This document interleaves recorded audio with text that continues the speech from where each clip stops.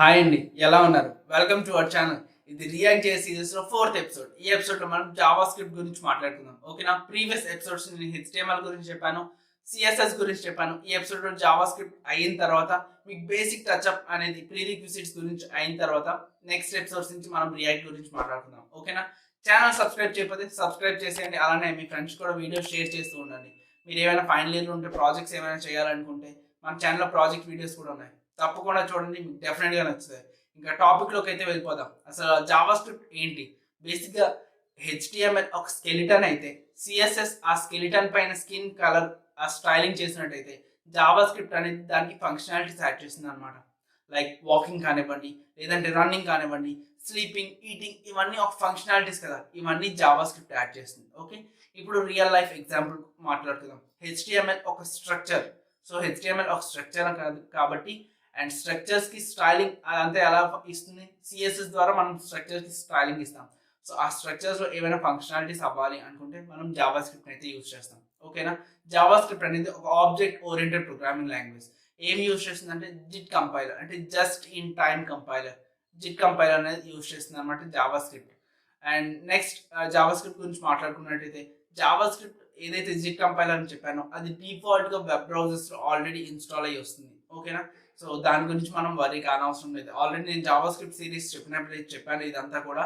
మీరు కావాలంటే JavaScript series watch చేయాలంటే డిస్క్రిప్షన్ బాక్స్లో ప్లే లిస్ట్ ఉంది, వాచ్ చేయడం మర్చిపోకండి. ఓకే, అండ్ ఆల్రెడీ వెబ్ బ్రౌజర్స్లో ప్రీ ఇన్స్టాల్గా అయితే వస్తుంది. అండ్ జావా స్క్రిప్ట్ యూజ్ చేసి మనం మొబైల్ అప్లికేషన్స్ డెవలప్ చేయొచ్చు, అలానే వెబ్ అప్లికేషన్స్ కూడా డెవలప్ చేయొచ్చు. ఓకే, అండ్ జావా స్క్రిప్ట్ అనేది HTML CSSతో ఈజీగా మింగల్ అయిపోతుంది అండ్ ఈజీ టు యూజ్ కూడా. And at the same time ఒక సాఫ్ట్వేర్ ఇంజనీర్కి మస్ట్ అండ్ షుడ్గా ఉండాల్సిన స్కిల్ ఏంటి? జావా స్క్రిప్ట్ అనమాట. సో ఐ హోప్ మీకు అర్థమైంది అనుకుంటున్నా. ఒక బేసిక్ టచ్అప్ ప్రోగ్రామింగ్ నేను రాసి చూపిస్తాను నా ల్యాప్టాప్ స్క్రీన్ మీద, సో దట్ మీకు ఇంకా కొంచెం ఐడియా వచ్చేస్తుంది. అండ్ నెక్స్ట్ వీడియో నుంచి మనం రియాక్ట్ గురించి మాట్లాడుకుందాం. సో మనం ల్యాప్టాప్ స్క్రీన్ మీదకి వచ్చేసాం అండ్ రియాక్ట్ ఫోల్డర్ అయితే నేను ఓపెన్ చేస్తున్నాను. So through out the series మనం దీన్నే కదా యూజ్ చేస్తాం. దీన్ని ఓపెన్ విత్ కోడ్ చేసిన అది విజువల్ స్టూడియో కోడ్లో అయితే ఓపెన్ అవుతుంది. ఓకే, విజువల్ స్టూడియో కోడ్లో ఓపెన్ అయిన తర్వాత దీన్ని నేను కొంచెం సైజ్ అయితే ఇంక్రీజ్ చేస్తున్నాను సో దట్ మీకు కనిపిస్తుంది. ఇక్కడ నేను ఒక ఫైల్ క్రియేట్ చేస్తున్నాను, script.js. Okay, script.js file create చేశాను అండ్ ఈ స్క్రిప్ట్ ఫైల్ని ఇక్కడ HTMLలో పెట్టేద్దాం. ఇక్కడ నేను స్క్రిప్ట్ రాస్తాను, script src equals to script.js and దీన్ని ఇలా క్లోజ్ చేస్తున్నాం సో దట్ మనకు స్క్రిప్ట్ ఫైల్ అనేది మన HTML డాక్యుమెంట్కి లింక్ అయిపోయింది. సో మనం ఇక్కడ ఏం రాసినా మనకి అది కనిపిస్తుంది అనమాట. లైక్ console.log రాస్తాను చూడండి, console.log.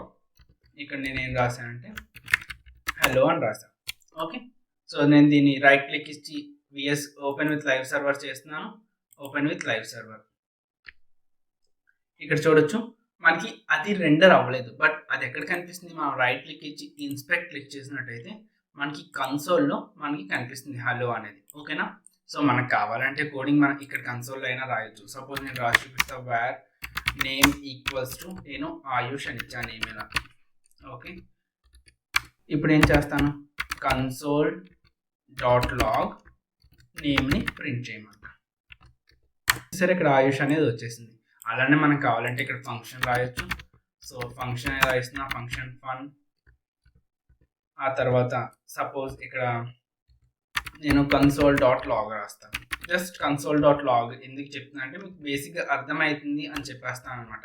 console.logలో నేనేం రాస్తానంటే ఇక జస్ట్ సబ్స్క్రైబ్ అని రాద్దాం. ఓకే, సబ్స్క్రైబ్ చేయకపోతే సబ్స్క్రైబ్ చేసేయండి, సరేనా? ఎంటర్ క్లిక్ చేసాను. ఇప్పుడు ఇక్కడ ఫంక్షన్లో రాసింది మనం సెట్ ఇంటర్వెల్ యూజ్ చేసి మనం మల్టిపుల్ టైమ్స్ మనం కాల్ చేసుకోవచ్చు అనమాట. సో కాల్ చేయడానికి మనకు ఏం కావాలి? ఒక ఫంక్షన్ ఉండాలి, అట్ ది సేమ్ టైం మనకి ఆర్గ్యుమెంట్స్ అనేది ఉండాలి. ఇక్కడ చూడండి, హ్యాండ్లర్ అండ్ ఇక్కడ ఆర్గ్యుమెంట్స్ అనేది ఉండాలి. ఫంక్షన్ ఏంటి? ఫన్. నెక్స్ట్ మనం ఎన్ని సెకండ్స్కి లేదా ఆర్గ్యుమెంట్స్ ఇవ్వాలి కదా. సో ఆర్గ్యుమెంట్స్కి రాయడానికి 1 సెకండ్కి అయితే ఇక్కడ నేను 1000 అనేది ఇస్తున్నాను.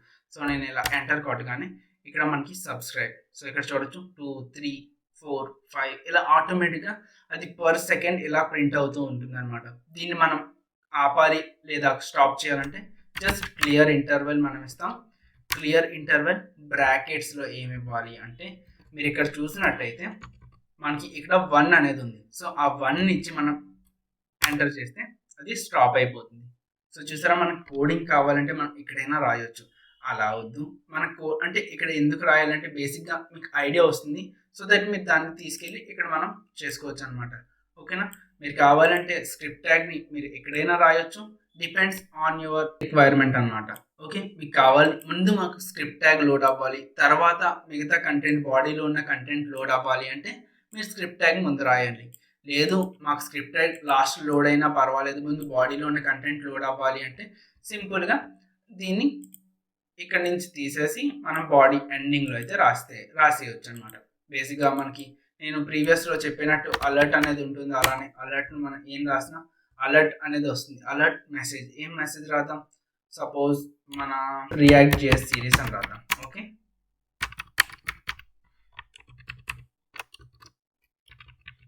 నేను ఇలా ఇచ్చేసాను.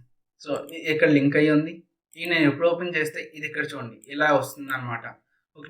నేను ఇక్కడ ఓకే క్లిక్ చేయనంత వరకు కూడా ఏమొస్తుంది మనకి బాడీ అనేది లోడ్ అవ్వదు. ఓకే క్లిక్ చేస్తే బాడీ లోడ్ అవుతుంది. ఓకే. మనకి అక్కడ అలర్ట్‌లో మనకి మెసేజ్ రాలేదు. బట్ అక్కడ మెసేజ్ కూడా వస్తుంది. ఓకేనా? మరి అర్థమైంది అనుకుంటున్నా. సో ఎలా ఏం చేయాలి అని చెప్పేసి ఫంక్షన్ ఏ విధంగా మనం రాస్తాం. సో కంప్లీట్‌గా ఎక్స్‌ప్లెయిన్ చేశాను. అసల కన్సోల్ ఏ విధంగా రాయాలి కంప్లీట్‌గా చెప్పాను కదా! సో ఐ హోప్ మీకు కంప్లీట్‌గా అర్థమైంది అనుకుంటున్నా. జావాస్క్రిప్ట్‌ని ఎలా యూజ్ చేయాలి అని చెప్పేసి. ఓకేనా? మరి నెక్స్ట్ ఎపిసోడ్‌లో కలుద్దాం. ఛానల్ సబ్స్క్రైబ్ చేయకపోతే సబ్స్క్రైబ్ చేసేయండి. ఎందుకంటే మీరు నాతో ఈ జర్నీలో ఉన్నారు కాబట్టి మనం జర్నీ కొనసాగిద్దాం. ఛానల్ అయితే సబ్స్క్రైబ్ చేసేయండి. మరి నెక్స్ట్ వీడియోలో కలుద్దాం. అప్పుడు ఒక లైఫ్ ఎంజాయ్ చేస్తూ ఉండండి. Thank you so much for watching this video. Take care and goodbye.